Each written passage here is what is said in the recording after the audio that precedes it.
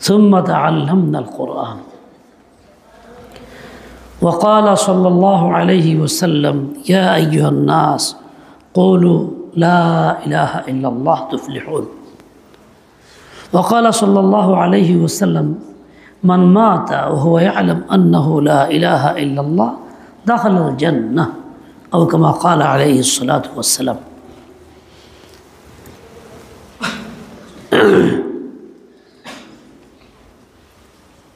আল্লাহ পাক রব্বুল আলামিন আমাদেরকে ঈমানের দাবিতে মুমিনের পরিচয়ে দুনিয়াতে বসবাস করার তৌফিক দান করছেন। বলে আলহামদুলিল্লাহ, আমরা ঈমান আনছি, যে খুশি, আল্লাহ শুকর, আলহামদুলিল্লাহ। ঈমান হইল সকলের আগে। একজন অমুসলিম ঈমানের মাধ্যমে আল্লাহ পাকের বন্ধু হয়। আর ঈমান না থাকলে দুনিয়ার হাজারো পদ মর্যাদা, ধন সম্পদ থাকলেও সে আল্লাহর বন্ধু না, সে আল্লাহর দুশমন। ঈমান আনার পরে যদি কেউ ভুল পথে চলে, গুনাহ করে, অন্যায় করে, গাফলতের মধ্যে ডুবে থাকে, সে বন্ধু হয়েছিল আর বন্ধুত্বের সম্পর্ক নষ্ট করছে, ভুলে রয়েছে, বন্ধুর লগে পরিচয় নাই, খাতির নাই। আরেকজন ঈমানই নাই, ঈমান আনার পর যে গুনাহ করতেছে তার অবস্থা এরকম, আল্লাহ থেকে বিমুখ হয়েছে। আর ঈমান নাই, দুই রকম। এর মধ্যে ভালো কেরা? যে ঈমান আনে তার তো সকল গুনাহ মাফ হয়ে যায়। খাঁটি নিয়তে ঈমান গ্রহণ করা মাত্রই অতীতের সব গুনাহ মাফ। এই লোকটা বেশি ভালো হওয়ার কথা, কিন্তু বাস্তব হলো এটা যে এই লোকটা ঈমান আনার পরে বেলাইনে চলে গেছিল, এখন সে আবার তওবা করে ফিরে আসছে। বলে এই লোকটা বেশি আফজল, বেশি ভালো। কেন? যে কাফের ঈমান আনলো, সে বন্ধু ছিলই না, মাত্র বন্ধুত্ব স্থাপন করা শুরু করলো। আর যে গুনাহগার ঈমানওয়ালা, আগে থেকে বন্ধুত্বের সম্পর্ক ছিল, মাঝখানে বিলীন হয়ে গেছে, আবার ফিরে আসছে, বন্ধু আপন জায়গায় ফিরে আসছে। এই জন্য এর মর্যাদা ওই কাফেরের চাইতে যে ঈমান আনলো মাত্র, তার চেয়ে অনেক বেশি।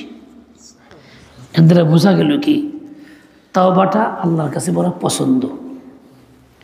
লাইন বিলান চলে গেছিল, এখন সেইভাবে তওবা করবে, ফিরে আসবে, এটা আল্লাহর কাছে খুব পছন্দের আমল। গাফিল তওবা করে জাকির হয়ে যাবে, বেআমল তওবা করে আমলদার হয়ে যাবে। এরকমভাবে জিন্দগি বদলায় ফেলবে, এটা আল্লাহর কাছে বেশি পছন্দ। আলহামদুলিল্লাহ, আমরা গুনাহ করি, গুনাহগার, অনেক গুনাহ আমাদের মধ্যে আছে, তারপরেও আমরা তওবা করি, চেষ্টা করি, নিয়ত করি, তার মানে আমাদের নামটা পছন্দের খাতার মধ্যে আছে। বলি আলহামদুলিল্লাহ।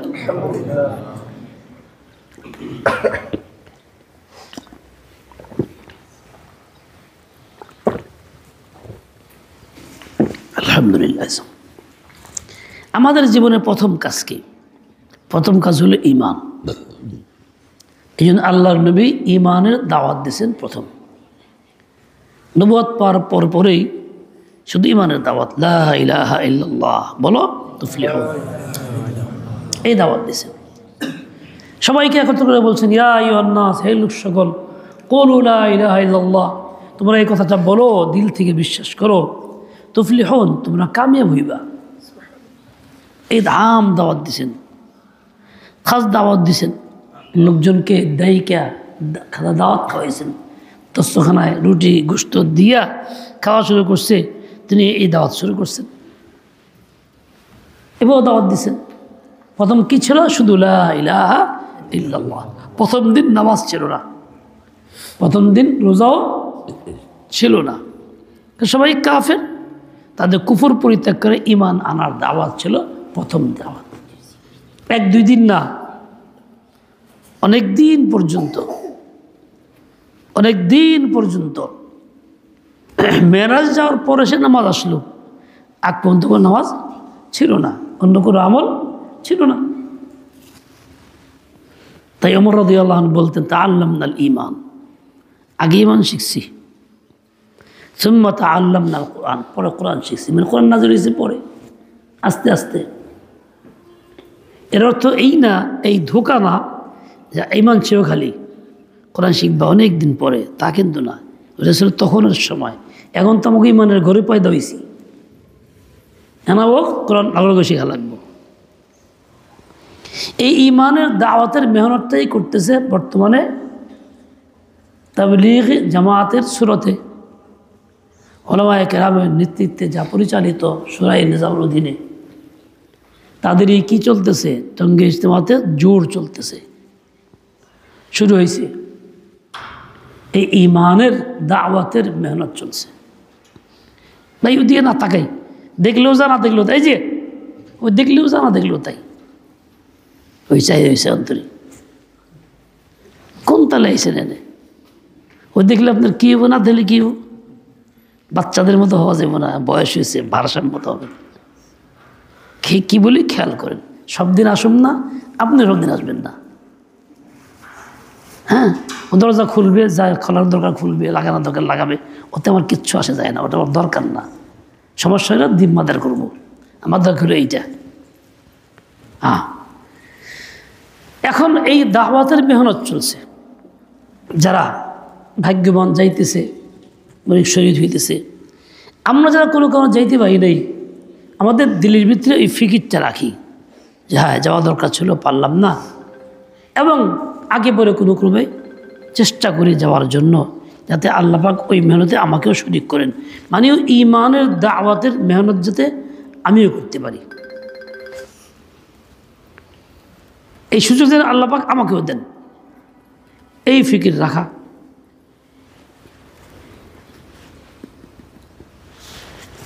আল্লাহ পাক তৌফিক দিয়ে দেন। বলেন, ঈমান হলো সবার আগে, ঈমান থাকলে যাব বাগে। এত আস্তে কইছে যে বাচ্চারাও জোরে জোরে কয় না, কজন হুজুর আস ভালো খাওয়াই নেই মনে হইতেছে। ঈমান হইলো সবার আগে, ঈমান থাকলে যাব বাগে। বাগে মানে বাগানে, ঈমান থাকলে জান্নাতের বাগানে যাবো।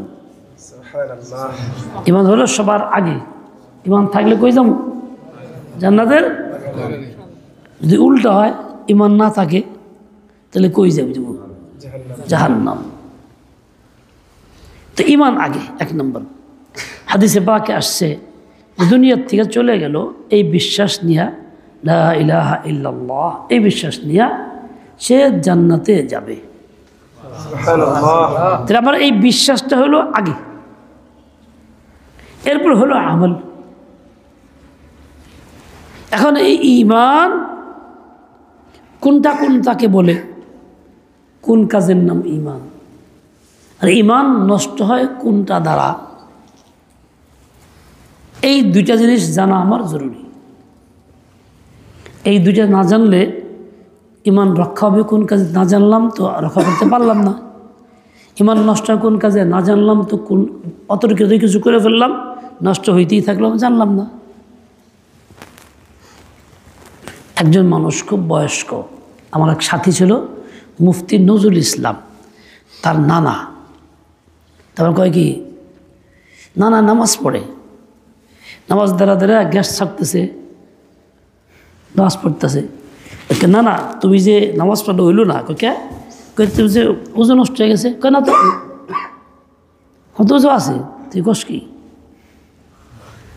আমি তো শুনি ওজন নষ্ট হয়ে গেল, কিন্তু হ্যাঁ না করে। তার মানে কি, বয়স হয়ে গেছে, অনেক বয়স, কানেও শুনে না এবং শরীরে অনুভূতি নষ্ট হয়ে গেছে, গ্যাস আসলেও কিনা তাও বুঝতে পারতেছে না। এলে ওকে না আমার ওজন আছে, তুই কি কস? এ কয়, বিশ্বাস করতে চায় না, মানেও না, বেশ করেও না। এখন যার ঈমানের অনুভূতি নষ্ট হয়ে যায়, গুনাহ করতে করতে, নাফরমানি করতে করতে, তার অবস্থা এই হয়, ঈমান নষ্ট আসে কেনা, পরিবার আছে, কষকে তুই, সে ওই লোকের কথাই ওইরকমই বলে আমার ইমান আছে। এই জন্য ইমানের অনুভূতি থাকা জরুরি, আর না হলে টের পাবো না কখন ইমান চলে গেল, কোন দিক দিয়া বুঝতেই পারবো না। ইমান যায় কেমনে? ইমান যায় বিভিন্ন কাজের দ্বারা।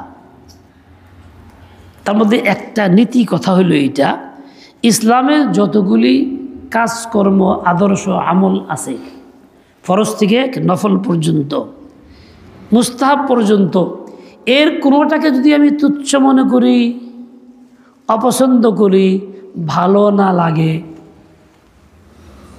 তার যদি টিটকারি করি, উপহাস করি, তাহলে এর দ্বারা কি হয়ে যায়? ইমান নষ্ট হয়ে যায়। বুঝাইতে পারলাম কিনা? ইসলামের যত কাম আছে, ফরজ হোক, ওয়াজিব হোক, সুন্নত হোক, নফল মুস্তাহাব হোক, এমন কোনো কাজকে যদি আমি অপছন্দ করি, ঘৃণা করি, তা নিয়ে চিৎকারি করি, রসিকতা করি, দুষ্টামি করি, এই সব কারণে কি হয়ে যাবে? ইমান নষ্ট হয়ে যাবে। দাড়ি ফরজ না, ওয়াজিব। তাই আছে দাড়ি গিরে ছাগলের মতন দেখা যায় রে। দাড়ি নিয়ে কী হলো? বিদ্রুপ করা। যে বললো এরকম কথা, ওই লোকটা ইমান থেকে বের হয়ে গেল, সে মুমিন না। এবং তার বউ থাকলে তালাক হয়ে গেল ওই মুহূর্তে, নগদে। আমি এমনি কই নেই, তো আমি এমনি এমনি কইছি, দিল থেকে তো কই নেই। বিদ্রুপ কি দিল থেকে কয় নাকি? দুষ্টামি কি দিল থেকে কয় নাকি? রসিকতা দিল থেকে করে? এই রসিকতাও জায়েজ নাই, এমন পাক্কা ইয়াকিন থাকতে হবে এটা আমার নবীর তরিকা, ইসলামের আদর্শ, এটা আমাকে মানতে হবে, বুঝতে, দিল থেকে স্বীকার করতে হবে, কোনো পরিবর্তন করা যাবে না। ঠিক তেমনি একজন লোককে আপনি খুঁজতেছেন, সেই লোকটা ব্যস্ত ছিল কি কাজে? বিয়ে শাদীর কোনো বিষয় নিয়ে, ছেলে মেয়েদের কোনো বিষয় নিয়ে, বিয়ে শাদীর বিষয় নিয়ে মধ্যস্থতা করতেছিল, কথাবার্তা বলতেছিল। এই জন্য আপনি তার ফোন ধরেন নাই, তালাশ করে আপনাদের পায় নাই। পরে কই গেছিলি? আরে ভাই কইস না, একটা ভালো কাজে গেছিলাম, বিয়ে শাদীর একটা ব্যস্ততা ছিল, মুখোমুখের বিয়ে। জবানটা কামাই গেছস, কাম হইল, বলে দিল। তাহলে বিয়ে শাদী ইসলামে আছে, নবীর তরিকা, সে এটাকে নিয়ে কী করলো? তুচ্ছ করলো, যে অন্য আপনার কাম করবা গেছিলি। বুঝেন কিনা? বাংলা সহজ কথা। এই লোকটি তো নাটকা কয়ে দিল, কিন্তু হইল কি ফল? ইমান নষ্ট হয়ে গেল, একদম ডাইরেক্ট ইমান থেকে বের হয়ে গেল। তার বিবি থাকলে তাও তালাক হয়ে গেল। অথচ এটা তো কুফরি না, আল্লাহর গালি দিলাম না, রসুলের গালি দিলাম না, কালিমা পড়তেছি, লা ইলাহা ইল্লাল্লাহ কইতেছি, নামাজও পড়তেছি মসজিদে গিয়া, কিন্তু কাজটা করলাম কি? বাজার সদাই করতে গিয়া ইসলামের তরিকা কি? বাজাই করবা তো জিনিস দাম করে নিবা, ঠিক যা দাম করছো রাজি হয়েছে সেটা পরিপূর্ণ দিবা, এক পয়সা কম দিতে পারবা না। অনেক সময় আছে মানুষ টাকা কম দেয়, ভাঙতি টাকা করে, দাম হয়েছে কত? 15 টাকা 80 পয়সা, 80 পয়সা দেয় না। আমরা চাইলে হ্যাঁ ওটা ব্যক্তি কম দেয়, তুই কম দিবি না কে? ভাঙতি পয়সা মাঝে নেয় না, এই কথা বলে। একে তো জুলুম করলো, তার প্রতি ধমক দিল। দ্বিতীয় হইল এটা ইসলামের এই তরিকাটাকে অবজ্ঞা করলো। ইসলামের তরিকা হলো ওইটাই দিবা। সে যদি ইচ্ছা করে না নেয়, হাতে পায়ে করে ভাই ঠিক আছে আপনার লাগবে না, এটা আপনার দিয়ে দিলাম, সেটা তো ভিন্ন কথা, তার এহসান। কিন্তু আপনি বললেন সবাই দেন। ঠিক এই বিষয়টা কেউ জানলো, কোনো আলেম ইমাম সাহেব বলল ভাই কাজটা তো ভালো করলেন না। ইসলাম তো এটা বলে না, ইসলাম তো এইটা তাকে হিসাব করে পরিবার টাকা দিবেন, আপনি তো জুলুম করলেন। প্রথম তোমার ইসলাম, দুনিয়া এত ঝামেলা করুন যাবো না, সব জায়গায় চলে না, এই কথা বলে বসলো। কি হয়ে গেল? খালি ইমান নষ্ট না, বহু তালাক হয়ে গেল, লগে লগে ইমান থেকে বের হয়ে গেল। আচ্ছা দেখেন দেখি, এই লোকটার কিন্তু আল্লাহর গালি দেওয়ার উদ্দেশ্য ছিল না, রসুলের গালি দেওয়ার উদ্দেশ্য সিদ্ধাই ডাইরেক্ট গালি, কিন্তু হইলটা কি? আচ্ছা বলেন দেখি, এই ধরনের ভুল ভ্রান্তি আচার আচরণ কথাবার্তা কি আমাদের দ্বারা ঘটে কি না? ঘটে কি না? তাহলে প্রতিনিয়ত আমাদের দ্বারা এমন কিছু ঘটে যার দ্বারা আমি ইমান থেকে বের হয়ে যাইতেছি। দাবি তো ইমানের, দাবি তো ইসলামের, বাস্তবে ইমানও নাই, ইসলামও নাই। হাদিসে বাকি আছে, আলামাতুল ইমানি হুব্বুল আনসার, আনসারদের ভালোবাসা ইমানের আলামত। আনসার কারা? যে সাহাবায়ে মদিনায় ছিলেন, রসুল আকদাসকে জায়গা দিয়েছেন, মুহাজির সাহাবীদের জায়গা দিয়েছেন, তাদের সাহায্য খিদমত করছেন, দ্বীনের নুসরত বা সাহায্য করছেন, তাদেরকে বলে আনসার। তাদের ভালোবাসাটা ইমানের আলামত। কেন? তারা যেহেতু কাজটা করছে ভালো, দ্বীনের নুসরত করছেন, সাহায্য করছেন। আর কেউ যদি এই করে খারাপ মানে এরা হইল কি করলো, এরা এই কারণে দ্বীনের নুসরত করছে, কারণে তাদেরকে অবজ্ঞা করে, তুচ্ছতাচ্ছিল্য করে। এবার আর সহজ কথায় আসি, মনে কষ্ট নিয়েন না কেউ। মুসলমানের সন্তান, মুসলিম, আমল ঠিকমতো করে না, এখানে কোনো একজন ইমাম বা আলেমকে এলাকায় আনছেন, জায়গা দিয়েছেন মুরব্বীরা, একজনে কইতেছে খালকে যে কবির আনলো রে, সারা খালে জ্বালাই বহন। তার মানে কি? ইমানের কথা বলবে, নামাজের কথা বলবে, রোজার কথা বলবে, মানুষকে ভালো কথার দাওয়াত দিবে, এর কাছে ভালো লাগে না। যদিও সে মুসলিম সন্তান, মুসলিম পরিবেশে থাকে, আদমের সময়তে ইসলাম তার আছে, বাস্তবে কি এই লোকটা ইসলাম থাকলো না গেল? এই কথা কয় ঘুমায় না মুরব্বী, কথা কোন যাবে না, খালি শুনবেন, বুঝবেন। আর এর দ্বারা কি হয়ে গেল? ইমান নষ্ট হয়ে গেল।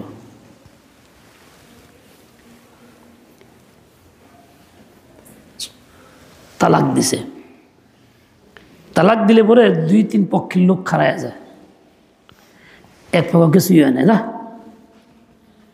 আর দূরে বলে মুখের তালাক, তালাক না, কোর্টে যাওয়ান লাগবো, রুজুশাসা লাগবে, তালাকই হয় নাই।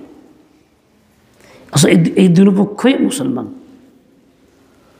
বলে, এই দুই পক্ষের একটারও ইমান নাই, কিছুই হয় নাই। মানে কি? আল্লাহর হুকুম গ্রহণযোগ্য না, আমারটাই গ্রহণযোগ্য, কিছু হয় নাই। অর্থ হলো এই, আজ এগুলো মুখের তালাক, তালাক না করে দেওয়ান লাগবো। আল্লাহকে মুখের তালাক, তালাক, রসুলকে মুখের তালাক, তালাক, সে আল্লাহর চেয়ে বেশি বুঝলো, আল্লাহর প্রতিবাদ করলো, তাই না? কথা কন না কেন? বুঝা কথা কন? কাপড় টান দেন, কাপড় নামান, টান দেন। হ্যাঁ, এর দ্বারা কি হলো? ইমান থাকলো কি থাকলো না? থাকলো। এই যে আমরা আজকে মুসলিম সমাজে আছি, ইমানের দাবি আছি, ইমানটা আছে কোথায়? তাহলে আমার অবস্থাটা কি? আমি কি করতেছি? আশা তো বড়, রহমতের আশা, ইমান আনছি জান্নাতে যাব, সেই ইমানটা তোমার হাতে নাই। এর পিছনে কারণ কি? আমার অজানা, অজ্ঞতা, মূর্খতা, বেইলমি, আমি আলেমের সোহবতে যাই না, দিন শিখি না। দেখেন, এক সময় গেছে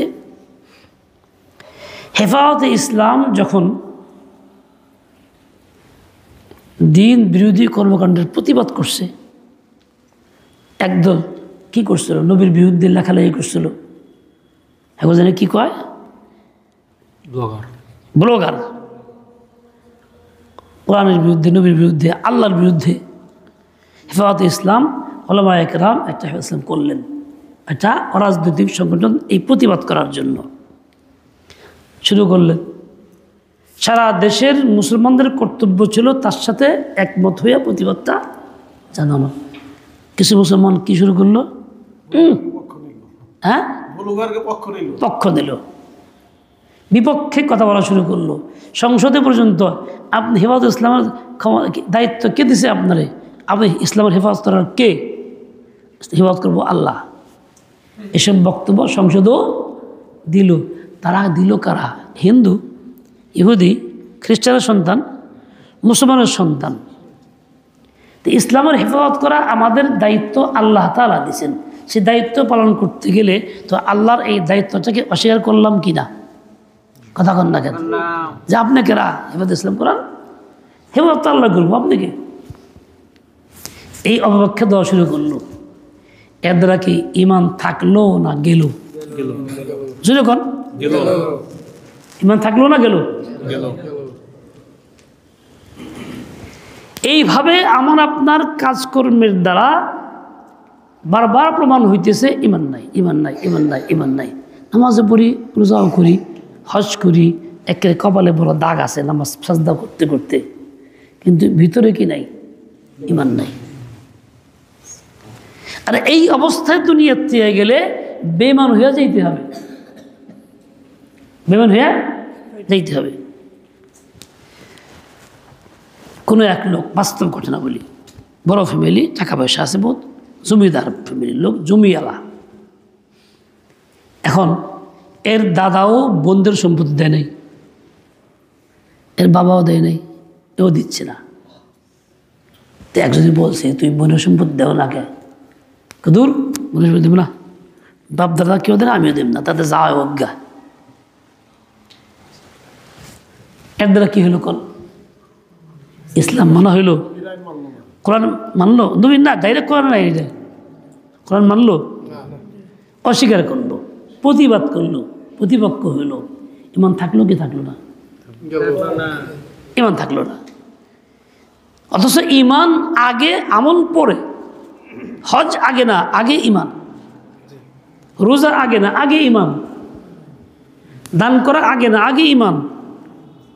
যাবতীয় আমল সব কিছুই পরে, আগে ইমান। ইমান যদি ঠিক থাকে তার উপরে আমলগুলি করলে তার সুফল আসবে। ইমান ঠিক না থাকলে আমল করলে সুফল আসবে না। কিন্তু আমরা এইটার গুরুত্বটা কম দিতেছি, যা আসল প্রয়োজনীয় মূল তার সাথে আমরা নাই। শুধু ফুরুয়াতের মধ্যে শয়তান ধোঁকা দিচ্ছে, ফুরুয়াতের মধ্যে শাখা প্রশাখায় আমল এটা সেটা খুব আছে। লা ইলাহা ইল্লাল্লাহ, লা ইলাহা ইল্লাল্লাহ। এখন তাহাজ্জুদ পড়ে। বাস্তব ঘটনা বলি, আগে বেলারে ছিল, ঢাকা শহরে বাড়ি, পয়সা টয়সা আছে, হজ করছে, লাইন পরিবর্তন হয়েছে, এখন জুব্বা টুব্বা সব কিছু পরে এশরাক পইরা মুস্তির বারান্দায় হাঁটতেছে, হাত তসবি পড়তেছে, তসবি হাতে। আমি সামনে পড়ছি, তারপর দুই তিনটা কথা কইলো খুব দুঃখজনক। এই যে হুজুররা মাদ্রাসা থাকে, এমন গাফেল খেলা সায় খেলা ঘুমায়,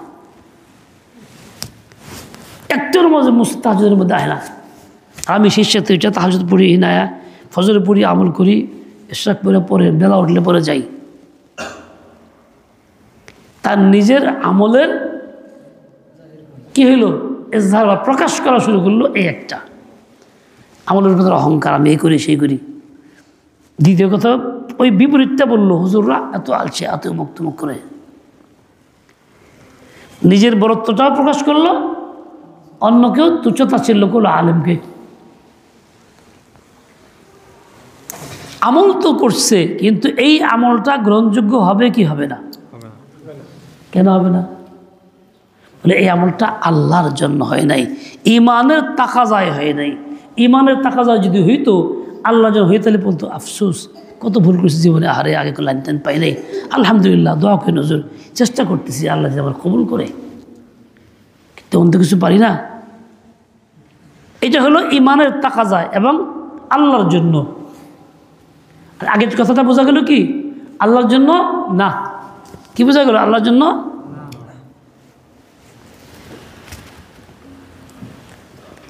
তাহলে বোঝা গেল এই আমল শুধু কাফি না, যথেষ্ট না। একটা খারাপ কথা, ঘুমাইতেছে, থাক, ছোট মানুষ ঘুমাই পড়ছে, বড় কিছু করার দরকার নেই, থাক, এমনি থাক। টাকা দিয়ে হুজুর কিরণ যায়, টাকা দিয়ে আকামো করণ যায় হুজুর।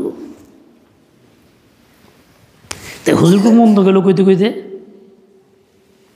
কি ব্যক্তি বিশেষ থাকলো না, একেবারে শেষ পর্যন্ত গেল। বুঝেন নাই কথা? হুজুর গো কইলে কোন পর্যন্ত গেল? একজন ব্যক্তি উমুকের টাকা দিয়ে কিনুন যায়, এইটা একটা ভিন্ন কথা। যখন বলে টাকা দিয়ে হুজুর কিনুন যায়, আঁকাবো কিনুন যায় হুজুর লগে, এই শব্দটা গেল কোন পর্যন্ত? আলেম ওলামা দিন যতদিন নবী পর্যন্ত সব চলে গেল। নবী যখন এর মধ্যে এসে গেল, তা এখন ইমান করে থাকলো ইমান। এইভাবে আমাদের কাজকর্ম এমন চলছে যে কাজের দ্বারা ইমান আমার হাত থেকে বের হয়ে যাচ্ছে, আমি টের পাইতেছি না। দিন একটা আদানা কাম, একটা খাবার হালাল, কিন্তু একজনের পছন্দ সে খায় না, এমনিতে ভালো লাগে না, খায় না, এটা ভিন্ন জিনিস। সব দিন সবাই খায় তা না। যদি কেউ দূর কী খাচ্ছে ঘৃণা করে, যখন করলো হালাল খাবার ঘৃণা করে, তখন কী হইল? হালালকে মানা হইলো না হালালকে অমান্য করা হলো? কোনটা? বুঝতেছেন না কথা মনে হয়? একটা খানা হালাল একজনে খাইতেছে, একজনে এমনিতে খানা ভালো লাগে তার কাছে। একজন গরু গোস্ত খায় না, একজন খাসির গোস্ত খায় না, একজনকে মাছ খেতে ভালো লাগে না আমার কাছে, বলে না এরকম? কিন্তু সে বললো তুই কি খাস, ঘৃণা করে। তাহলে হালালকে সে অবজ্ঞা করলো, ঘৃণা করলো, অপছন্দ করলো। আল্লাহ হালালকে দুষ্করে হালাইছে, আল্লাহ হালাল ঘৃণার বস্তু, এ অর্থ না। গেল কোথায়? ইমান নষ্ট হয়ে গেল। এভাবে আমি ইমান নষ্ট করতেছি প্রতিনিয়ত, খবর থাকতেছে না, প্রতিনিয়ত। আমার ভাই, এই বিষয়গুলো যদি আমি এলেম না শিখি, আলেমের সোহবতে না যাই, তার থেকে না বুঝি, তাহলে আমার এরকম অজান্তেই এমন কিছু কথাবার্তা আচরণ হবে যার দ্বারা আমি ইমান থেকে সরে পড়বো, আমি টেরই পাবো না। উপরে থাকবে মুসলমান, ভিতরে থাকবে কাফের। কথা বুঝে আসছে কিনা? এখন বলেন, আমলের চাইতে গুরুত্ব বেশি না কম জানার? আমলের চাই জানার গুরুত্ব বেশি না কম? কিন্তু এখানে শয়তান ধোঁকা দিয়েছে, আমরা আমল জানার জন্য গুরুত্ব আমাদের নাই, খালি কি আছে? আমলের গুরুত্ব আছে। খালি কি আছে? আমলের গুরুত্ব আছে। এক লোক ব্যবসা শুরু করছে, বাস্তব কথা বলি, নাম বলাতে যাবে না, ব্যবসাটা হারাম। আমার কাছে আসছে, যা বলছে এটা হারাম বলে দিয়েছি, তাও শুরু করছে, আমার নাম দিয়ে মিথ্যা প্রচার করছে, অমুক হুজুর হালাল করেছে। এলাকায় গেছি, এখানে মাহফিল হুজুরি ঘটনা, অসম্ভব হালাল করিনি। আসছে ওই লোক হঠাৎ দেখা করতে, আইসা উল্টা পাল্টা কর, হ্যাঁ এটা হালাল করে দেওয়ার লাগবো, যেমন করবি আমরা কয় হালাল করে দেওয়ার লাগবে। আচ্ছা হারামকে হালাল কেমন করব? আর না হলেও মুখে হালালকে হাগত হলে যাবো, যাও গা, কী করার আছে আমার? আমি তো হারামকে হালাল করতে পারব না। মারাত্মক কথা কইছে, আরও খারাপ, ইমান নষ্ট করে দিয়েছে। মানে তার জজবা এবং আবেগ,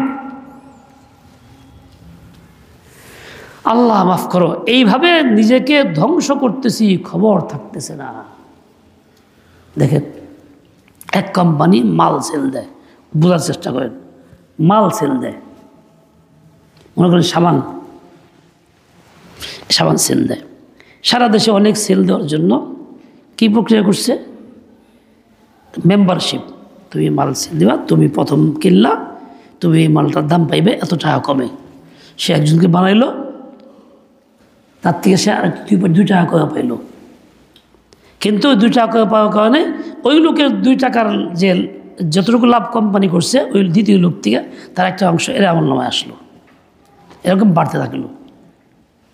এই লোকের টাকা পাইতেছে, ওই লোকের টাকা পাইতেছে। কোম্পানির উদ্দেশ্য কি?